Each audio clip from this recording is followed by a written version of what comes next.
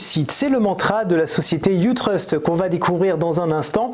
Son credo, c'est de dire que les compétences, c'est bien, mais que la personnalité et les soft skills, c'est encore mieux. On va découvrir ce que ça veut dire, personnalité, soft skills, tout ce qu'il y a derrière. C'est le fameux, en fait, connais-toi toi-même de Socrate, mais appliqué au recrutement. Et on va en parler tout de suite avec Nicolas Morel. Bonjour. Bonjour. Vous êtes président et fondateur donc de YouTrust. En quelques mots, qu'est-ce que vous pouvez nous dire sur YouTrust? YouTrust, c'est une plateforme internet et un service associé qui s'adresse aux candidats d'une part et aux recruteurs d'autre part.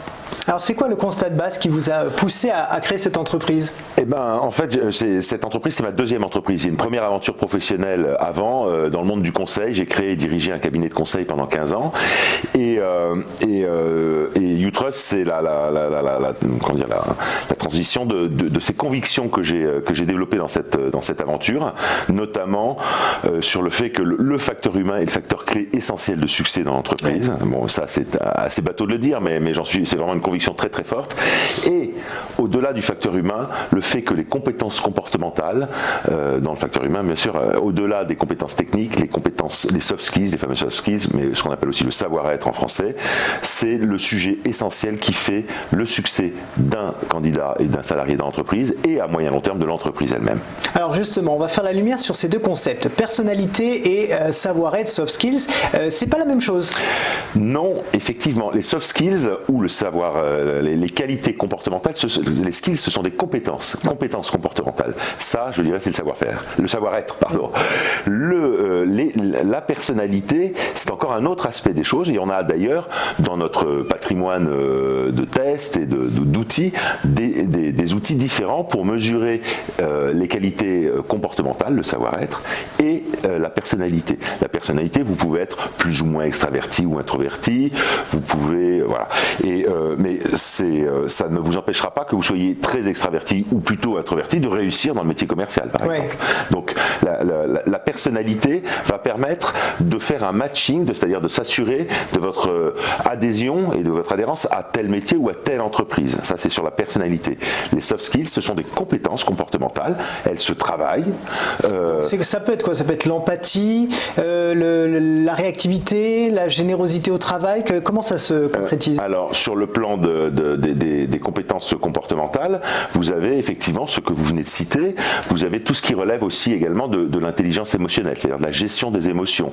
On voit des gens très brillants, mais qui sont incapables, foutus de gérer leurs émotions, que ce soit ou leurs émotions, mais aussi d'appréhender les émotions d'autrui. Donc il s'agit de comprendre les émotions d'autrui, de les gérer et d'y réagir de façon intelligente, mesurée, coordonnée, voilà, et positive. On voit des gens dans le monde du travail qui partent dans des colères folles. C'est tout à fait inouï. Qui par ailleurs sont des gens parfois très brillants. Donc ce sont vraiment des sujets différents. Donc par exemple sur la gestion des émotions, je pense que ça parle à tout le monde. Tout le monde a vu ou son chef ou un subordonné ou un collègue partir en vrille ou en live, comme on dit.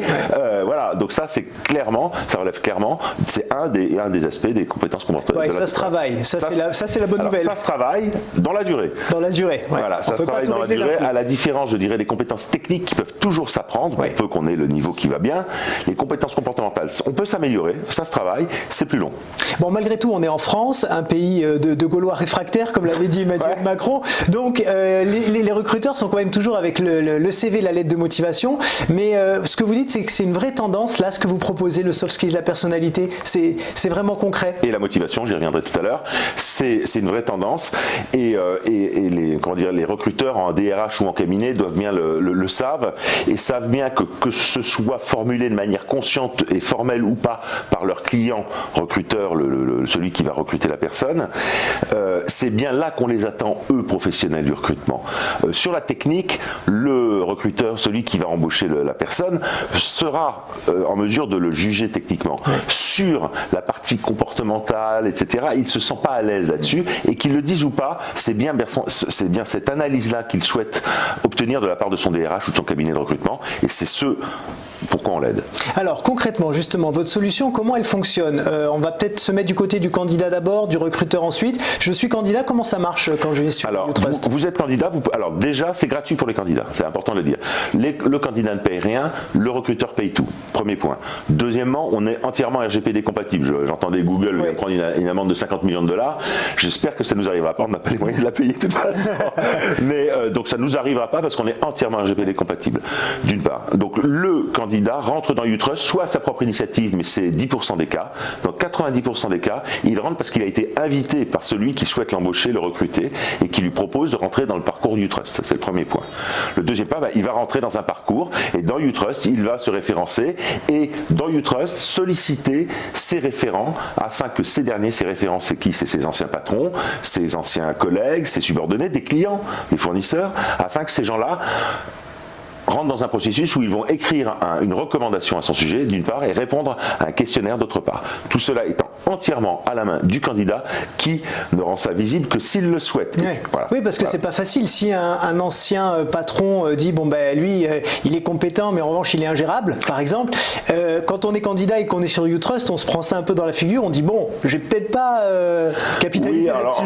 En l'occurrence, vous savez, avec le recul, les référents sont des gens raisonnables et ils savent prendre du recul aussi. Et donc voilà, ça c'est. Et puis effectivement, de toute manière, c'est à la main du candidat. Voilà. Alors vous avez une expertise depuis quelques mois en mobilité interne. Absolument. Vous avez racheté une entreprise plus grosse que vous d'ailleurs. Alors ça c'est assez rare pour être souligné. Oui, alors on vient de racheter la société Monkitaï qui, pour être honnête, était plus grosse que nous et surtout plus connue que nous parce qu'elle avait plus d'antériorité. On existe depuis à peine 3 ans. Monkitaï existait depuis 5 ou 6 ans. A fait un peu le même parcours que nous, c'est-à-dire a commencé dans l'univers du recrutement et puis avait fait un pivot, comme on dit, vers la mobilité interne.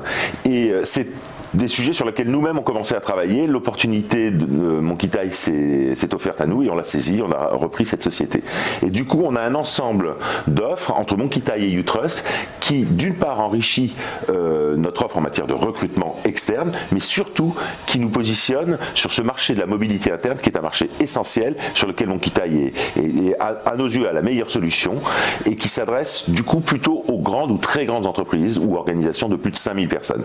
Donc la cible, maintenant, on a fait ce virage stratégique, c'est les entreprises de plus de 5000 personnes, ou organisations, parce qu'on a aussi des clients dans le secteur public, et pour leur offrir un outil dans le domaine et pour aider à bien gérer la mobilité interne et aussi pour le recrutement. Et du coup, on est la seule société de la place à pouvoir répondre à la fois aux questions de mobilité interne et de recrutement externe. Et d'ailleurs, votre actualité 2019, c'est la consolidation de ce savoir-faire en mobilité interne. Voilà, tout à fait, puisqu'on a repris Monkitaï il y a 2 mois et demi, donc là, on fait la popote.